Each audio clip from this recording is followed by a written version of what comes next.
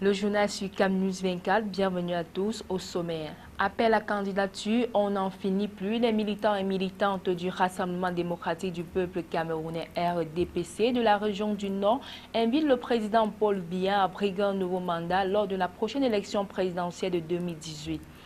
L'économie traditionnelle passe désormais au système numérique, mais souffre encore de parasites. Pour pallier cet handicap, l'Agence nationale des technologies de l'information et de la communication organise un forum en vue d'assainir ce milieu. Une fois de plus, bienvenue à tous. De la politique à l'ouverture de cette édition, pour la région du Nord, le candidat à la prochaine présidentielle a pour nom Paul Biya. Les militants et militantes et sympathisants, tous se sont donné rendez-vous dimanche dernier à l'esplanade de la permanence du parti au boulevard Lamido à Yatou afin d'inviter le président sortant à postuler un nouveau mandat jusqu'à Aman Bonnier et Riticheux. Dans le but de prouver leur solidarité et à assumer leurs décisions, le meeting de Garoua a commencé par une marche dite de soutien. Les Lamibé, les maires de la région du Nord, les sénateurs, les députés, tous aux couleurs du RDPC, c'est un parti de l'opposition, des directeurs généraux de société, le gouverneur du Nord Jean Abaté Di, le Mindup Youssouf Adidja Alim, le secrétaire d'État à la défense chargé des anciens combattants et des victimes de guerre Kumpaïssa, le secrétaire du Mindu, Amadou Sardaouna, pour ne citer que cela. Tout ce beau monde a fait le déplacement pour soutenir l'initiative du chef de la délégation permanente régionale du comité central du RDPC pour le Nord, Sa Majesté, premier vice-président du Sénat, Aboubakari Abdoulaye. La cérémonie était très bien organisée, ça il faut l'avouer, et les discours étaient à la hauteur. Celui du Lamido de Aïbouba a tout résumé. C'est-à-dire, Garoua a appelé le président à se représenter aux élections. Ça prouve que son parti, et pas seulement son parti, parce qu'on a vu d'autres partis aussi. J'ai vu l'UNDP, j'ai vu d'autres partis, sont venus renforcer le RDPC.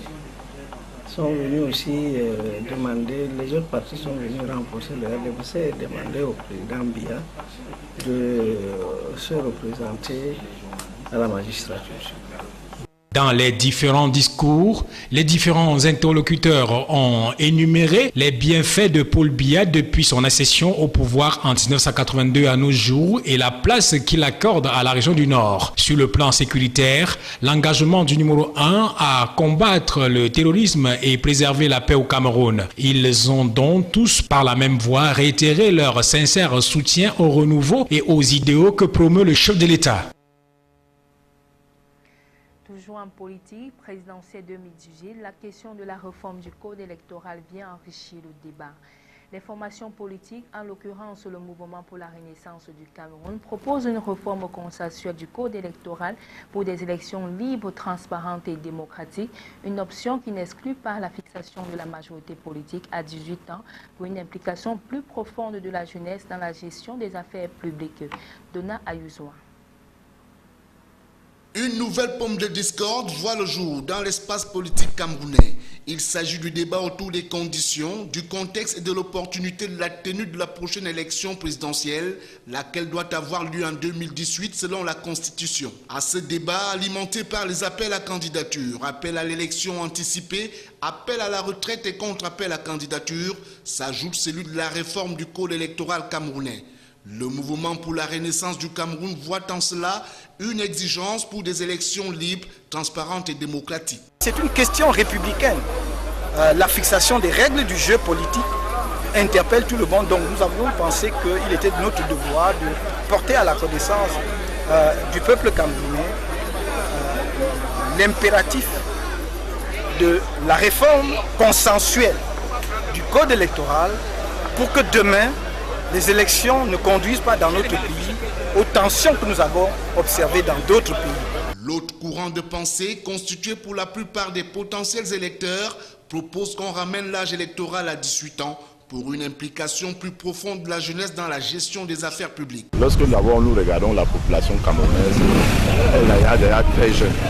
Bon, ce qui fait donc que, puisque déjà, même les âges par rapport même au concours administratif ont été revus, soit à la baisse, puisque avant les concours qui allaient plus loin, disons, de certains âges, aujourd'hui on a constaté qu'il fallait ramener encore plus bas par rapport à la jeunesse. C'est pour ça aussi que même les élections, on peut revoir les âges. Compte tenu du caractère numériquement dominant de cette composante de la population, il convient pour cette jeunesse de mesurer l'impact d'une telle réforme. Le fait de ramener l'âge électoral à 18 ans, je ne trouve pas ça favorable, d'autant plus qu'à 18 ans, tu n'as pas encore acquis une maturité qui peut te permettre de réfléchir comme celui de 21 ans.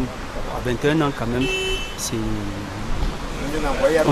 on considère que tu as quand même déjà l'âge où tu peux réfléchir et tu es un peu mature et tu as une petite expérience de la vie qui peut te permettre au moins de faire certaines choses.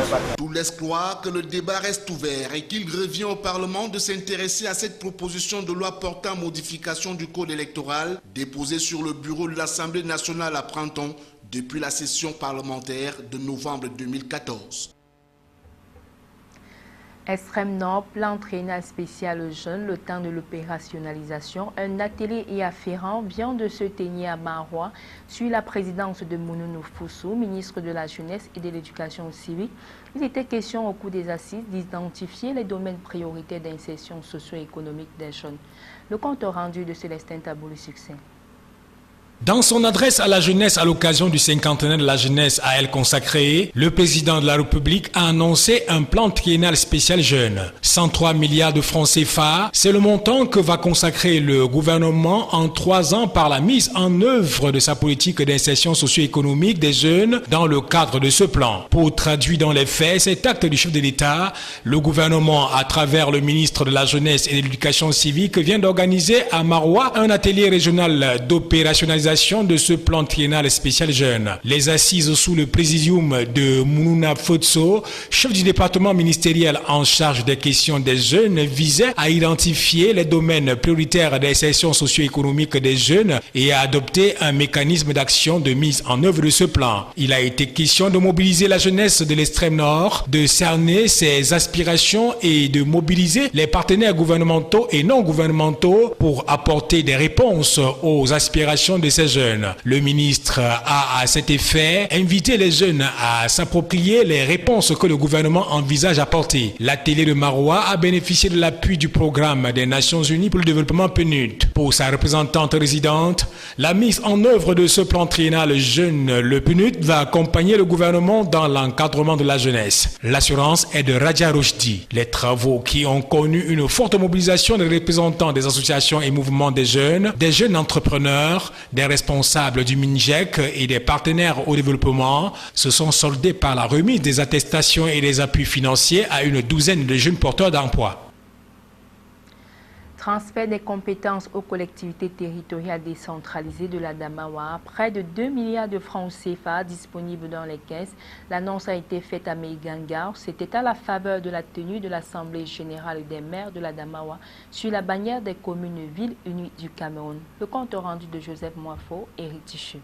Faire de la décentralisation un levier stratégique de développement de la Damawa à travers une dynamique de partenariat, c'est sur ce thème directeur qu'a eu lieu hier lundi à Menganga, dans le département du Mbéré, les travaux de la 2e Assemblée générale des collectivités territoriales décentralisées de la Damawa. L'Assemblée qui est placée sous les auspices du Bureau régional des communes et villes unies du Cameroun, antenne de la Damawa, les présents assises sont donc une occasion propice pour les exécutifs de mesurer le chemin parcouru et de poser les bases d'une contribution effective de la région de la Damawa aux efforts de développement national d'une part et d'autre part à atteindre des objectifs de croissance de l'emploi pour l'émergence. Je crois que je leur ai demandé de tenir le cap sur cette lancée afin que nos communes bénéficient de financements divers. Vous avez noté la présence des partenaires au développement qui ont suivi cette exercice aussi avec un intérêt certain. La rencontre de Meinganga, qui est un véritable rendez-vous de développement, de synergie et de croissance, a donné l'occasion au numéro 1 de la région, Kildadi Bokar, d'encourager les maires à aller de l'avant dans ce processus qui vise à développer la région. Un engagement qui a permis à la région Château d'eau du Cameroun d'être classée comme pôle d'excellence dans la réalisation des projets de développement. Il ressort qu'en 2016, 2,255,140,000 francs CFA seront exécutés pour le financement des projets dans la région. L'identification et la matérialisation de tous les projets à réaliser ont été effectués dans le domaine de l'eau potable, l'électrification, de l'éducation de base, de la santé et des pistes rurales, sous la tutelle technique du MINEPAD et le soutien du PNDP et du FECOM, ceci pour un total de 333 projets identifiés. Des travaux en atelier qui ont vu la participation des 21 maires que compte la région. Kildadi Bokar, dans son discours de circonstance, a salué l'initiative de ce grand rendez-vous du développement et a invité les différents acteurs du processus de redoubler d'ardeur au travail, ceci pour le plein épanouissement des populations. Toujours dans les activités des collectivités territoriales, les femmes de l'arrondissement de Douala 2e ont consacré la matinée du 1er mars à une opération d'assainissement et de propreté dans quelques institutions administratives, ainsi qu'au marché central de Douala, une activité initiée par Madame le maire de la commune de Douala 2e avec une invitée spéciale, à savoir la coordonnatrice et fondatrice de l'association des Bayam Selam du Cameroun. Le récit de Djerieba, Josué Ganga. Matinée marathon de propreté, d'assainissement et de sensibilisation ce 1er mars 2016 dans l'arrondissement de Douala 2e. Les femmes de cet arrondissement ont effectué un service de propreté, d'abord au commissariat de sécurité du 2e arrondissement, puis aux abords de la prison centrale de Nouvelle, ainsi que de la sous-préfecture. Munies de balais et de brouettes, les femmes de Douala 2e, derrière Madame le maire Denise Fampou et de Marimbala Bilois, coordonnatrice nationale de l'association des Bayam Selam du Cameroun, ont pris d'assaut le marché central pour nettoyer tous les coins et recoins afin de donner le ton de la vaste campagne de lutte contre l'occupation anarchique de la chaussée par les commerçants. La sensibilisation faite par celles qui coordonnent les marchés de la ville de Yaoundé a donné lieu à une sorte de meeting de propreté. Sensez-vous, quand on va refaire d'ici là, on revient pour travailler avec elle. Dites-nous par filière d'activité combien de sauveteurs il y en a. Ils vendent quoi? Et on va vous mettre à un endroit par filière d'activité. Nous sommes d'accord? Ou bien vous voulez? 2h30 de travail manuel pour ces femmes qui mettent à profit la semaine de la Journée internationale de la femme édition 2016. Le satisfecit est de mise avec beaucoup d'exhortations à plus de responsabilités. Nous pensons que les commerçants doivent prendre conscience. Ce n'est pas la mairie ou la communauté urbaine qui doit venir faire la propreté à leur place. Chaque commerçant, avant de rentrer, avant de commencer le travail, doit voir. Parce que nous passons plus de temps dans nos étals que dans nos maisons. Donc nous sommes venus prévenir les Bayam Selam, les commerçants qui ont les boutiques, les sauveteurs. Entre chants et cris de galvanisation, les femmes de Douala 2e ont laissé une empreinte indélébile dans l'optique de l'assainissement de cet arrondissement enclavé. L'exécutif municipal en a d'ailleurs conscience. Que les femmes, comme d'habitude, s'imprègnent de la notion de propreté. Et c'est la raison pour laquelle nous avons voulu que cela se passe dans les marchés, à l'effet de sensibiliser les femmes et surtout en présence de la coordonnatrice générale de Bayam Selam, qui est venue spécialement pour nous encourager dans cette tâche et pour sensibiliser également les femmes Bayam Selam pour qu'elles s'intègrent la notion de propreté au quotidien dans leurs activités. Après la sensibilisation viendra la répression. Les commerçants et les populations de l'arrondissement de Douala 2e sont déjà avertis. Toutefois, l'initiative est une invite à la participation de tous à l'hygiène et à la salubrité pour un développement harmonieux et participatif de cette collectivité territoriale décentralisée au cœur de la capitale économique du Cap. L'économie traditionnelle d'hier au Cameroun est transposée en système numérique, une perspective alléchante mère ternie par des individus malveillants qui se servent des TIC pour poser des actes condamnables. Compte tenu des enjeux, l'Agence nationale des technologies, de l'information et de la communication organise un forum de 2 jours à Douala en vue des mesures urgentes de sécurité contre les délinquants en ligne. Colombe Katal, Benoît Dormont. Le numérique impacte dans tous les secteurs d'activité au Cameroun, mais comme pour toutes les médailles, il a son revers. C'est conscient de cette réalité que l'Agence nationale des technologies de l'information et de la communication, en abrégé ANTIC, organise à Douala un forum de 2 jours sur les enjeux de la cybersécurité dans le développement de l'économie numérique. Les travaux ont été officiellement ouverts ce mardi 1er mars 2016 par Dieudonné Samuel Ivara Dibois, gouverneur du littoral. Le Cameroun compte des millions d'internautes, c'est la preuve d'un avancement qui n'échappe pas à la triste réalité de la cybercriminalité. 700 cas d'arnaque, plus de 100 cas d'usurpation des titres et des sites web, des pertes financières dans les établissements bancaires, des détournements du trafic téléphonique à hauteur des dizaines de milliards de francs. Voilà un sombre tableau qui nécessite une urgence des mesures sécuritaires. L'économie numérique a comme support les cyberespaces. Donc il faut sécuriser cet cyberespace pour faciliter le développement harmonieux de l'économie numérique. D'où l'objectif de notre séminaire d'édifier les participants sur l'apport de la cybersécurité dans le développement de l'économie numérique. Nous avons 3 grandes activités. La veille sécurité qui consiste à surveiller notre cyberespace en temps réel afin de détecter les failles de sécurité inhérentes dans les systèmes d'information et de prendre des mesures correctives pour les corriger avant qu'ils ne soient exploités par les cybercriminels pour perpétrer des actes criminels.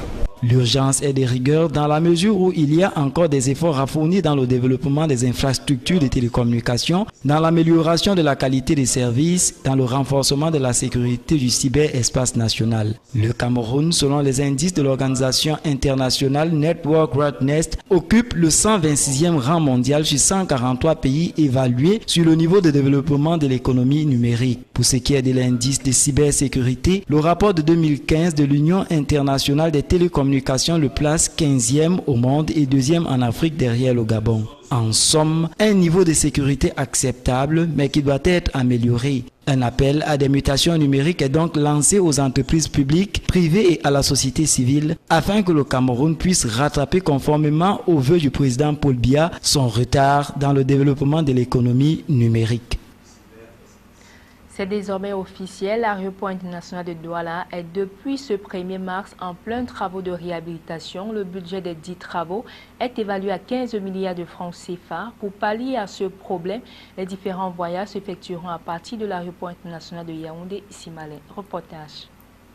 Du 1er au 21 mars 2016, l'aéroport international de Douala ne sera pas opérationnel suite aux différents travaux qui s'effectueront sur l'aire de stationnement des aéronefs et de la piste d'atterrissage. Le coût de cette réhabilitation est évalué à 15 milliards de francs CFA. Pourtant, d'après l'avis de l'autorité aéronautique, 43% du trafic passager domestique et 72% du trafic international sont assurés par l'aéroport de Douala, contre 37% du trafic domestique et 27% du trafic international pour Yaoundé-Simalène. L'ensemble des travaux est conduit par l'entreprise française Razel sur la supervision d'ADC, concessionnaire de l'État. À cet effet, c'est l'aéroport international de Yaoundé-Simalène qui devra dorénavant accueillir les voyageurs en provenance de la capitale économique, ce qui d'ailleurs ne sera pas chose facile pour certains en raison de ces multiples tracasseries. D'autres même se verront dans l'obligation d'attendre que l'aéroport international de Douala soit à nouveau opérationnel. En prévision de ces perturbations pour des passagers obligés d'atterrir à quelques 350 km de leur point de chute principal, l'ADC a renforcé la logistique à Yaoundé-Simalène et transféré 150 personnels en vue de faciliter les procédures d'embarquement et de débarquement des passagers. Cette situation viendra donner plus de tonus dans le trafic de Yaoundé-Simalène. Fin du journal. Merci à tous de l'avoir suivi. L'information est en continu sur CAMnews 24.